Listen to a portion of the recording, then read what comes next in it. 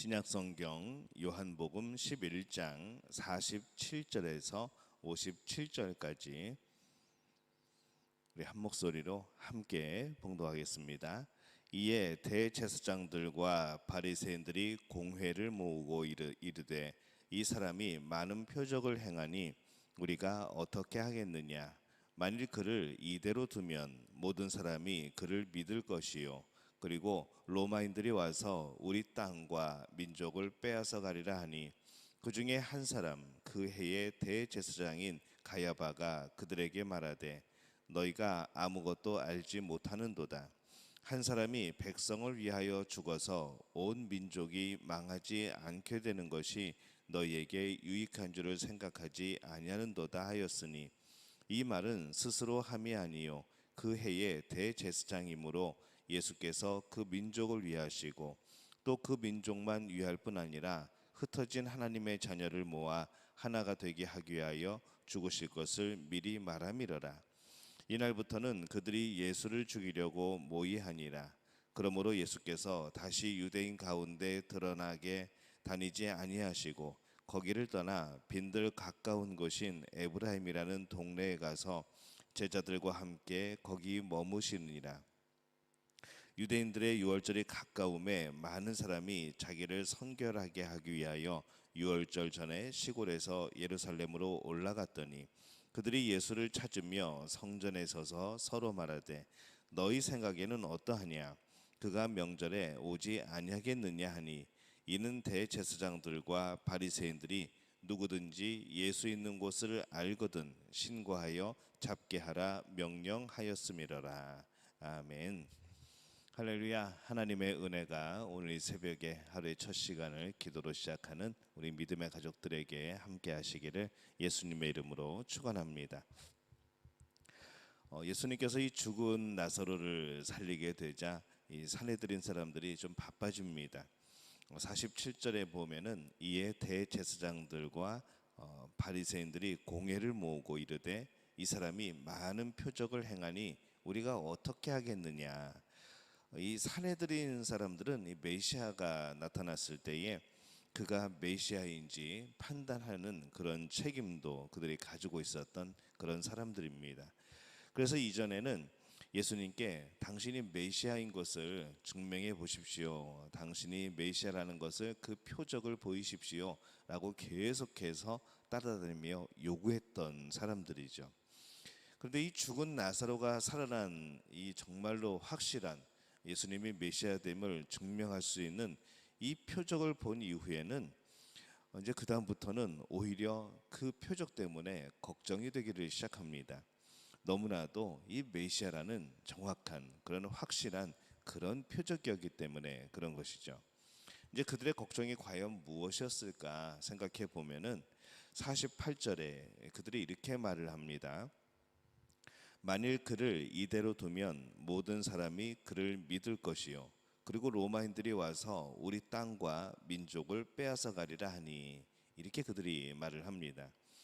예수님이 인기가 많아서 많은 그런 백성들이 따라가게 되면은 결국에는 로마가 그 모습을 보면서 이게 반란이 일어나려나 라는 생각을 하고 결국에는 군사를 일으켜서 다시 이스라엘을 치게 되는 그런 명분을 주게 된다는 겁니다. 그래서 약간의 또 자치 권리를 가지고 있었던 다스리는 권리를 가지고 있었던 지금 이 사람들의 권리가 흐트러지고 빼앗기고 또 그것이 깨뜨려지지 않을까라는 그런 고민들이 생겨납니다. 그래서 결국 이 산헤드린 공회는 예수님을 죽이기로 결정을 합니다. 49절에서 50절에 보면은 이렇게 말씀을 하죠.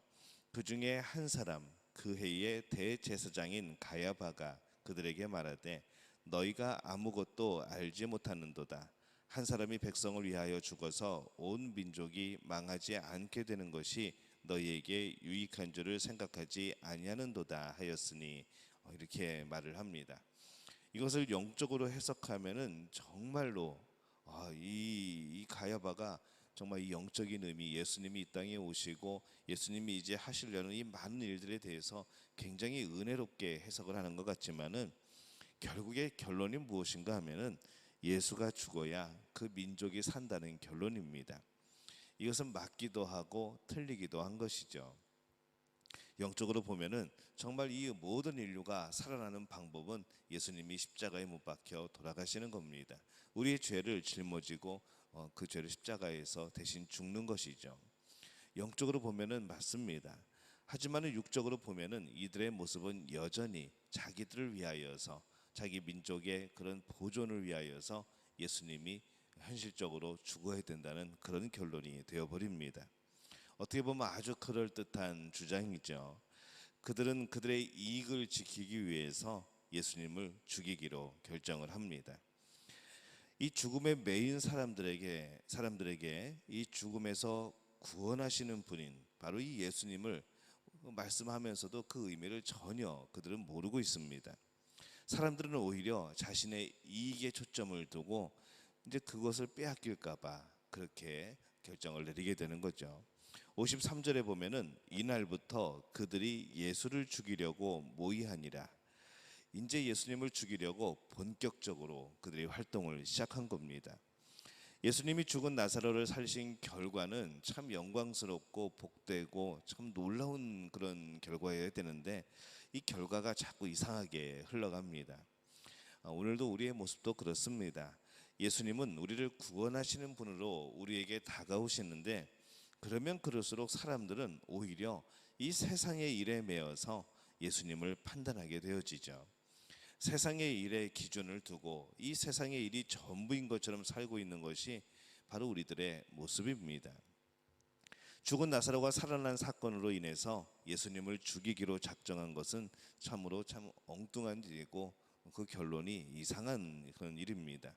그것은 공회 사람들에게 자신들의 이익과 자신들의 그런 권력과 그것이 더 중요했기 때문에 바로 그런 결과가 나타나게 된 겁니다. 우리도 우리의 그런 개인적인 이익과 그런 것들을 통하여서 진리를 버리고 있지는 않은지, 우리의 스스로의 그런 지키고 싶은 것들을 위하여서 예수님을 버리는 것은 아닌지 오늘 우리가 우리의 삶을 잘 돌이켜보는 믿음의 가족들이 되어주시기를 예수님의 이름으로 축원합니다. 이 죽은 나사로를 살리신 일로 인하여서 예수님이 오히려 자리를 자꾸 피하게 됩니다. 54절에 보면은 그러므로 예수께서 다시 유대인 가운데 드러나게 다니지 아니하시고 거기를 떠나 빈들 가까운 곳인 에브라임이라는 동네에 가서 제자들과 함께 거기 머무시느니라 이렇게 말씀을 합니다. 상황이 역전이 되죠. 오히려 예수님이 지금 피하고 계십니다. 사람들에게 가장 중요한 구원과 이 생명의 문제는 사람들에게 잊혀져 버리고 오히려 예수님이 핍박받는 그런 모습이 되어버립니다. 예수님이 생명을 전하시는 바로 그 현장에서 벌어진 놀라운 그런 반전의 사건인 것이죠.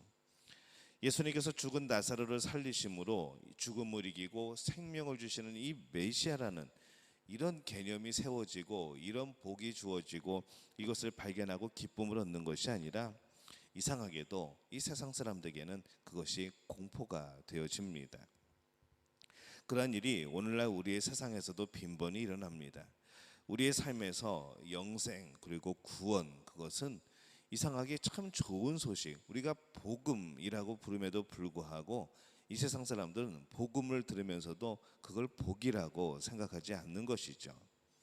복음을 들으면 그 복음을 받아들이고 그 복을 누리면 되는 것인데 이 많은 이들이 그 복음을 들으면서도 오히려 그 복음을 핍박하게 되는 그러한 모습이 나타납니다.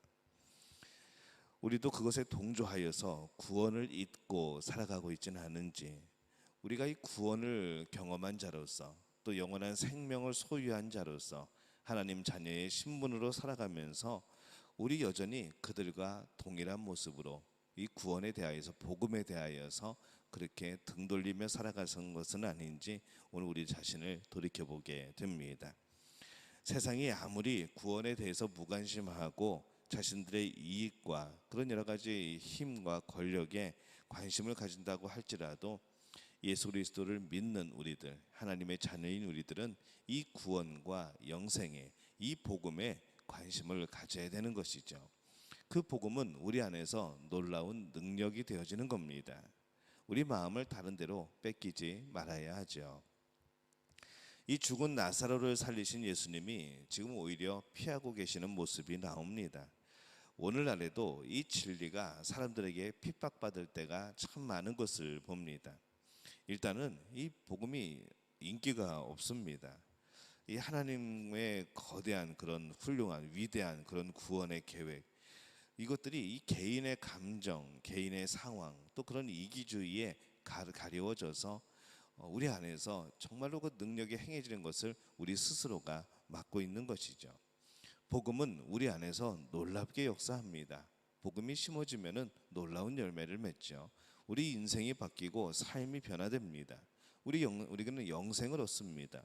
그러나 그 복음이 우리 안에 들어오는 것, 우리 심령에 자리 잡는 것을 우리는 우리 스스로가 막을 때가 참 많았던 겁니다. 교회에서 영생을 얻는 일에 감사하고 기뻐하는 것이 아니라 개인의 시기와 인간적인 문제들이 크게 부각되어지는 것, 이것이 인본주의의 모습이 아닌가라는 생각을 해보게 됩니다. 교회는 교회 안에서는 영생을 기뻐하고 구원에 감사하고 그리고 복음의 그런 깊이를 알고 이제 복음을 전하려고 하는 그런 모습들의 그런 열정들이 넘쳐나야 되는 것이죠. 그러나 여전히 교회 안에서도 이 세상의 문제와 똑같은 문제들이 벌어지고 있다면 우리가 살아가는, 우리가 이미 얻은 그 복과 우리의 삶의 방향은 어디인가라는 질문을 던지게 됩니다. 우리는 아무리 구원과 이 진리가 인기가 없을지라도 우리 자신은, 이 하나님의 자녀들은 그 진리를 가장 소중하게 여겨야 합니다. 정말 이 주인과 손님이 완전히 뒤바뀌어 버린 오늘 이 모습을 보면서 우리가 그것에 속지 말아야 되죠. 오직 우리는 하나님의 구원의 계획, 그리고 우리에게 주신 영생, 그 생명, 그리고 이 구원의 놀라운 역사, 우리 삶의 변화, 이것을 바라보는 그런 믿음의 가족들이 되시기를 바랍니다. 그렇게 살아가게 될 때에 우리의 삶이 이 세상이 원하는 그런 이 세상적인 삶이 아닌 하나님의 선하신 것을 바라보는 그런 삶이 되어질 줄로 믿습니다. 이 복을 누리는 우리 믿음의 가족들이 되어지시기를 예수님의 이름으로 축원합니다.